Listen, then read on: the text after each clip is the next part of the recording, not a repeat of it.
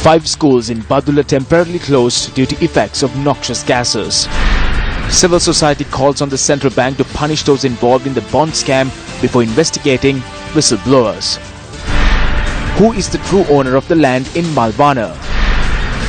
What fate befell the 10th defendant who was sentenced to death in the Bharata Lakshman Premachandra murder? Hello, good evening and welcome. This is Primetime News on TV1 and Shakti TV. I'm Nadine Majid. And I'm Arundhati Mudannayak. Let's take a look at the stories in detail now.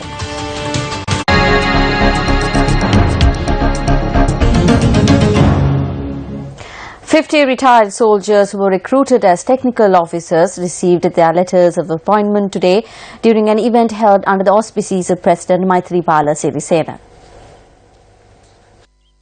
Recruitment of technical officers took place under the first phase of the National Human Resources Development Programme. Speaking at the event, President Sirisena said the objective of the programme is to use the experience and knowledge of retired soldiers in the development of the national economy and to ensure the well-being of the soldiers.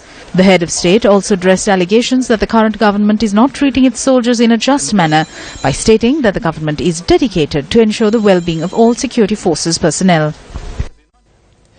Civil society groups are urging authorities to further investigate properties which allegedly do not have any owners and bring the true owners of these properties before the law. The 16-acre plot of land in Malwana, which allegedly does not have any owner, was initially owned by Thirunadesan, who is the spouse of a deputy minister of the previous government, Nirupama Rajapaksa. We know that Nirupama Rajapaksa is a relative of Mahinda Rajapaksa, Basil Rajapaksa and Gotabaya Rajapaksa. This land had been purchased at a stated value of 30 million rupees. However, according to the details regarding this land which has been uncovered so far, this land had been sold to Thirunadesan for a sum of 64 million rupees. This itself shows that there is no transparency in this transaction. An individual who carried out the contract on the land had lodged a complaint with the police that payment had not been made to him. This complaint is what has caused an issue concerning the true ownership of this land. Today, it can clearly be seen that a person called Mudita, who coordinated the construction of this house, is not the true owner. He has said so in court. This is a mess that has been created for the sole purpose of converting one individual's black money into white money. The government has a responsibility to conduct investigations as per these evidence. They should also seize these properties and bring the real culprits behind this act of money laundering before the law. A draft report compiled by the Central Bank on perpetual treasuries, which has been accused of being involved in the central bank bond scam, was recently leaked to the media. That's right. Now, civil activists point out that the central bank should now launch investigations into alleged fraud that took place during the highly controversial bond issuances, instead of investigating how the document was leaked.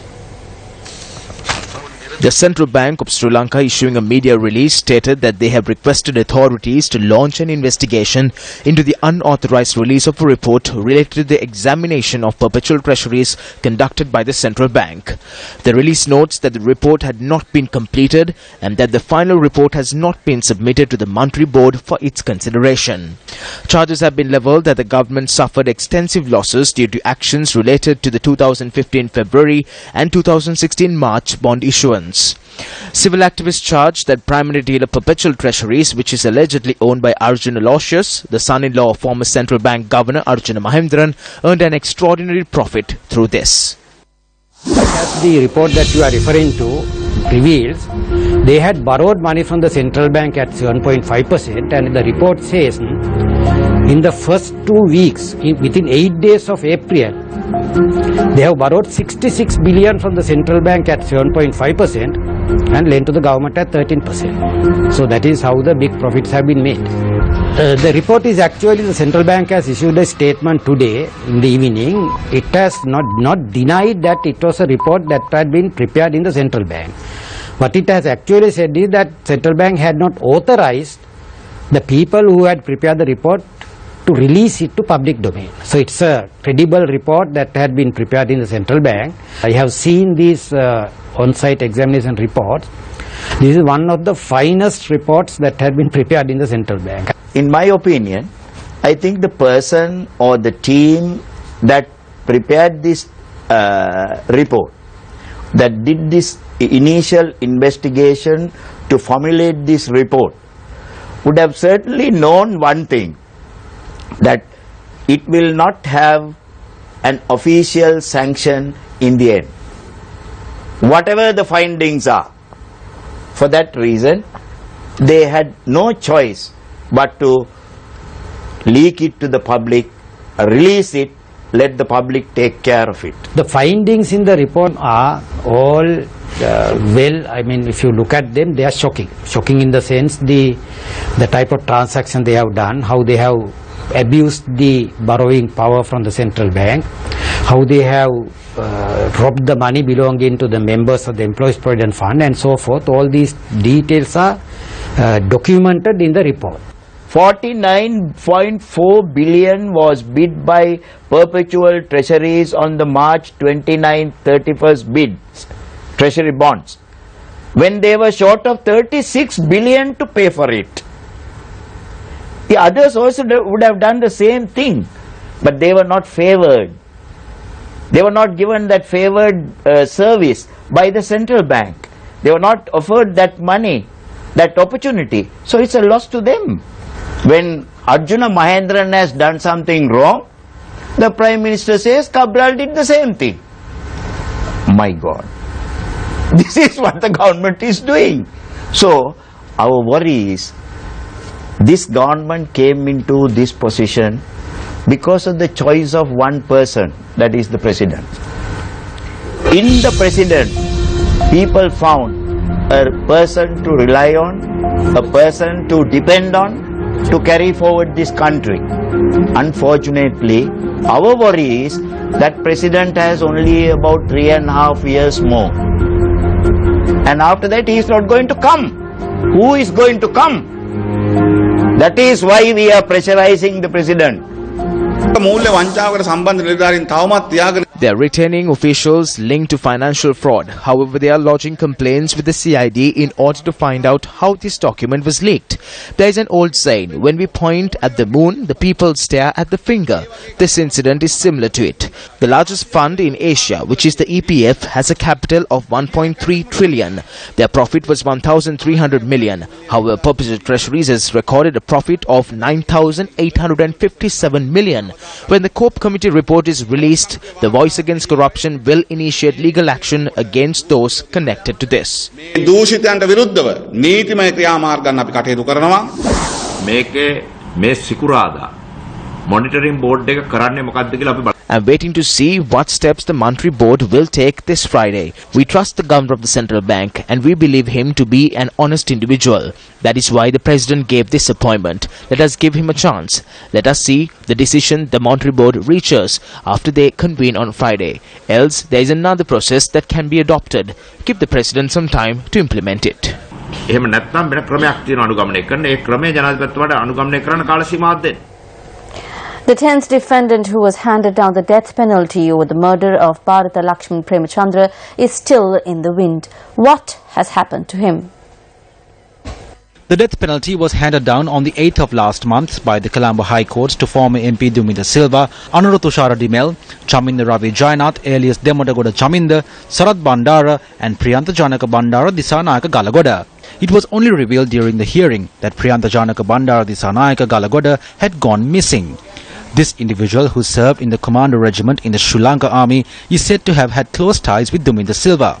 According to the wife of the 10th suspect in the Bharata Lakshman Premachandra murder case, Priyantha Janaka Bandara Disanayaka Galagoda was abducted by a group of armed persons on the 17th of November 2011. More details over this incident is recorded on the B report, which was submitted by the Navagamua police to the Kaduwala Magistrates Court. According to the statements recorded from his wife, it reads that he was abducted while engaging in work at a quarry in the Lokopitia area, which falls under the purview of the Navagamua Police Division. Her evidence further reads that he was abducted by a group of armed men who had arrived in a blue tipper truck and a white van. Another person who was employed at the quarry, Irantha Jayasuriya, has also confirmed the statement. He had further noted that a group of around 10 armed persons had abducted Priyantha Janaka Bandara Disanayaka Galagoda between 10:30 and 11 that morning. The B report, which was produced to court by the police, also indicates the number plates of both the tipper truck and the van.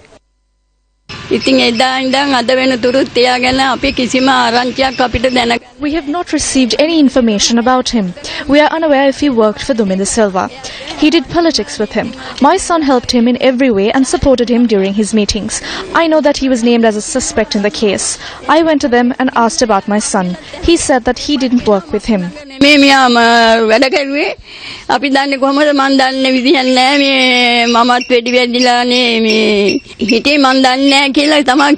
Who said so? Duminda Silva. I went to him. However, now my son too has been named as a suspect in the case. If he wasn't there, he should have said that he has no connection to the matter. On the 30th of December 2011, the relatives of Priyantha Janaka brought this to the attention of the Inspector General of Police, and an SP was designated to look into the matter. The mother of this missing individual had once again reported to the police in August to receive an update over her son's abduction. However, the police had noted that they received no information. The police had informed in writing that details of this incident had been reported to the Kaduwela Magistrates Court, adding that court had ordered to lay by the case until investigations concludes.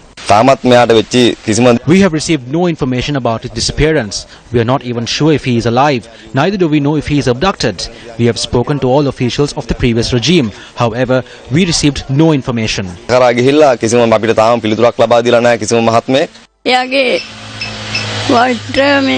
His wife has a brain cancer. She is helpless. The doctors say that her life is at stake. He has 2 children who are schooling. I beg that you find my son. Let us know if he is alive or not. That is all we ask for.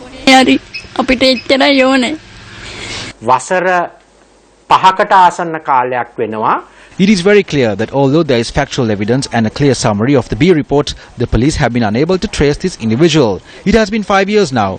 Although this incident took place during the previous regime, I believe that it is the duty of the current administration to look into this and bring forward the perpetrators. Welcome back to the news. Last night on our primetime news bulletin, we reported on how the Badulla town and its environs were covered in a blanket of noxious gases, including methane, owing to the fire that erupted in a garbage dump 2 days ago. What is the current situation in the town? A fire erupted in close proximity to a garbage recycling unit carried out by the Badulla Municipal Council. As the dousing of the fire was a tedious task, a helicopter of the Sri Lanka Air Force was deployed based on the instructions of the President. However, authorities have not been able to contain the smoke emitting from the garbage dump due to the burning of polythene and similar substances. The Uva Provincial Department of Education has decided to temporarily close 8 schools in Badulla until Friday owing to the toxic gases being emitted. Thereby, the Badulla Dharmadota College, Uva Mahavidyalaya, Vihara Mahadevi Girls School, Badulla Central College, Visakha Girls School, Sujata Girls School, Al-Adam College and Al-Isman Primary School were closed down. School children were forced to wear face masks today as they made their way to school. According to the Badulla Base Hospital, around 30 individuals have already been treated for smoke inhalation. Plastics and polythene had been incinerated in this fire. Gases such as methane and other hydrocarbons are released as a result of this fire. Dioxins could also be released as a result of this fire, and these materials are carcinogenic and could cause respiratory issues. When considering the geographical location of Badulla, it is located to an area similar to a basin, so it takes a long time for the smoke to dissipate naturally. If you have symptoms such as breathing difficulties, throat pain, eye irritation, please come to the hospital and obtain treatment. Do not treat yourselves at home. Area residents who are heavily inconvenienced owing to the fire point out that the fire may have been started by a certain faction. The fire brigade in Badulla area falls under the purview of the Badulla Municipal Council. If they had a keen interest, they would have doused the fire. We believe that the Municipal Council did not do so on purpose. The mayor says that it is not the Municipal Council who set fire, but another group of persons. However, the Municipal Council has been unable to douse the fire. What did the mayor do until the garbage was burnt? We'd like to know how the Commissioner of the municipality is responsible for this. The issue should be brought up to the attention of the necessary officials, or else we will get on the streets in protest. We contacted the Commissioner of Municipality, Vijay Sri Ramdenia, in this regard. However, he noted that he cannot comment on the matter. It's almost been 3 days now since this fire erupted at this location. Why haven't steps been taken to douse the fire? There is no issue. It was only today that we were able to get excavators down from areas such as Ambalipitia and Vallavaya. We did as much as we could yesterday. We brought in heavy machinery for this purpose. Today we had a lack of water bowsers. Hence we had to get them down from other Pradeshi Sabhas. All these bowsers were brought down this evening after water was distributed to the respective areas. Was it the municipality that set fire on the garbage dump? You cannot say that. The municipality has no need to do that. A demonstration was staged today obstructing the Colombo-Negombo main road in the Jail area.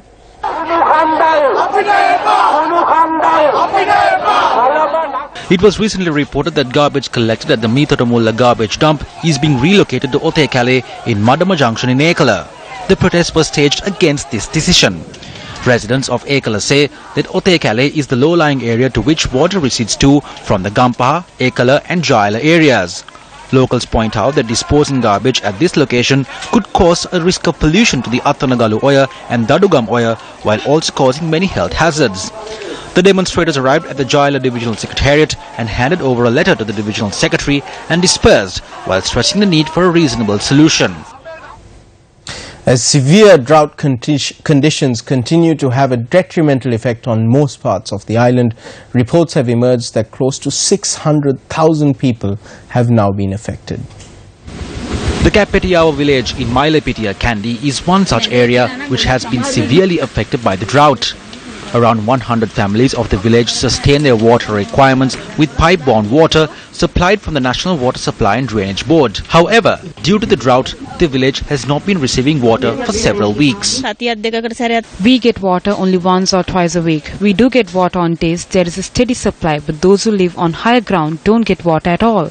They take their water in three-wheelers. A child cannot even have a bath. Even if you bring pots, it is not enough. We take only 2 or 3 cans of water. This is not enough for a house. Our sadness is that we cannot ply our own trade without a drop of water.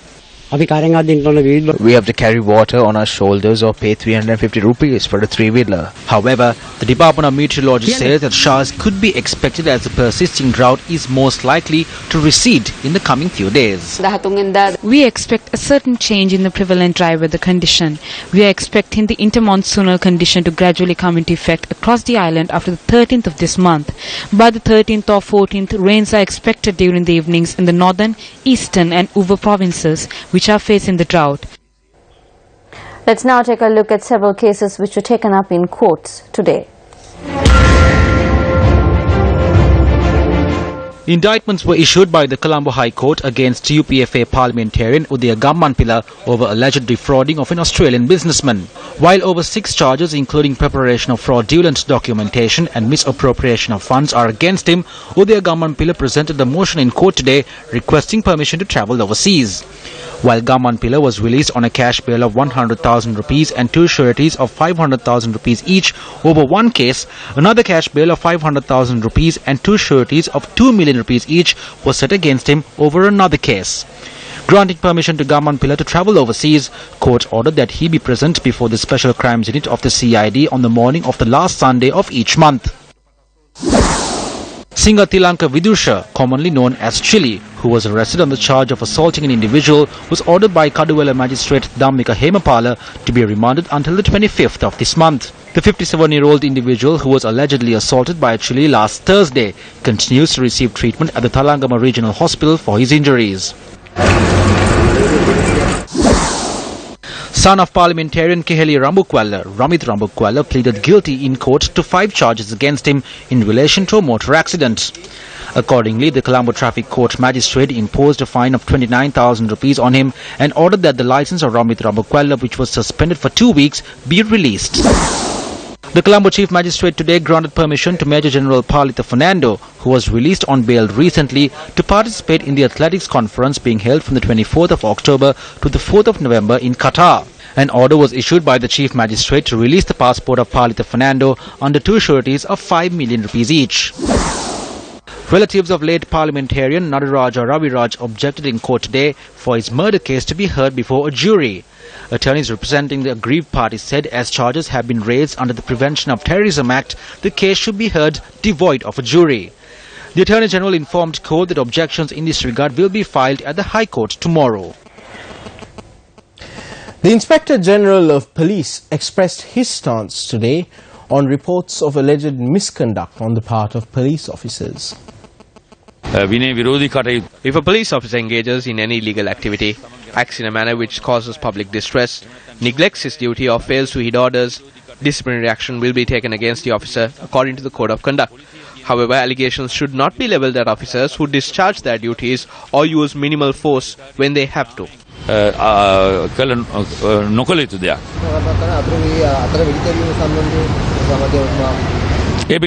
Investigations are underway with regard to that.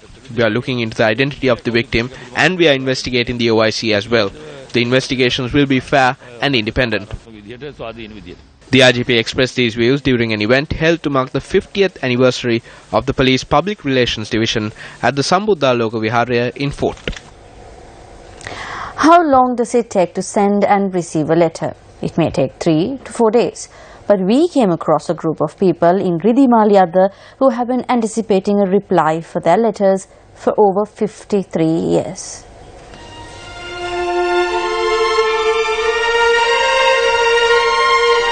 For many years, the people in Ridhimalayada have been left disappointed due to the state of the life-threatening bridge that they were forced to cross each day. When Newsfirst exposed this issue back in 2007, the governor issued a written promise to rectify the situation. 9 years later, a solution remains elusive. Disenchanted by the elected officials and other government servants, the people turned to Gammadda for help, and we responded. I couldn't sleep in the night. We were waiting for you to arrive today. We couldn't even eat yet. When it rains, we have to stay on the other side. You will be blessed. I was thinking how my children will go along the bridge. We are now happy for what you did. People in the village established a Gammadda Savi organization in the area and put forward their requests. Within a day, we were able to take steps to find a solution to the issue that has plagued these residents for decades. Residents in Kalugaha Kolayaya, Kadapalla and Punavinna use this bridge during the rainy season. We are trying to reconstruct this bridge so that the people in this area can use this during both dry and rainy seasons. The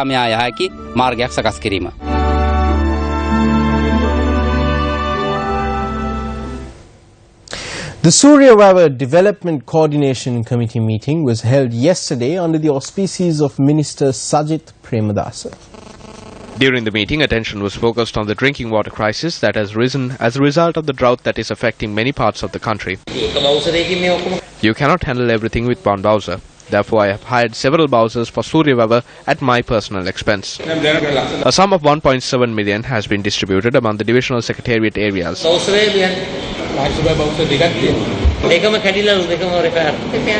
They have been repaired. We are currently using tractors to distribute water. Views were also expressed on the payment of compensation for those affected due to the construction of the Hambantota-Mattala Expressway. There are many irregularities in providing compensation. You cannot simply select common plots of land in order to relocate people. You cannot just take away common lands such as playgrounds. Please conduct an immediate investigation and provide compensation to the people.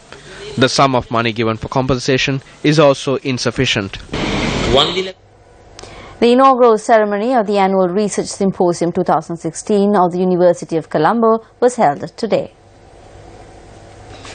The symposium, which will be held until the 22nd of this month, will bring together academics and researchers representing different streams. Sri Lanka and Germany share one thing in common. We basically have free access to education. So I think that's why Sri Lanka also has the best indicator in South Asia when it comes to general access to education, educational rankings. But I would also like to underline it's not one elite university alone which makes a country move forward. I think you need basically access, that there's an even balanced development, that also the universities and in other parts. And I would say in Germany it doesn't matter where you study. A degree is a degree. Sri Lanka is a country with massive potential, but we have some very serious inequities and challenges that need to be discussed in the country. Not only is the gap between rich and poor growing, there are massive gaps between old and young. We can't afford that in Sri Lanka. We can't afford for the 25-year-olds to become 45 or 55. If we continue to allow the discussion about development to take place between largely men in their 50s, 60s and 70s, we will find that it can't be sustainable because it's going to be based on a world and a technology that we have yet to understand. Well, could you imagine the two US presidential candidates singing karaoke instead of the town hall debate on Sunday? Well, Arundhati, someone surely did. A parody video of the two US presidential candidates singing karaoke emerged shortly after the debate yesterday, gathering widespread praise on social media. We wrap up tonight's bulletin with this video clip. I'm Arundhati Mudannaika. And I'm Nadim Majid. Good night and good luck.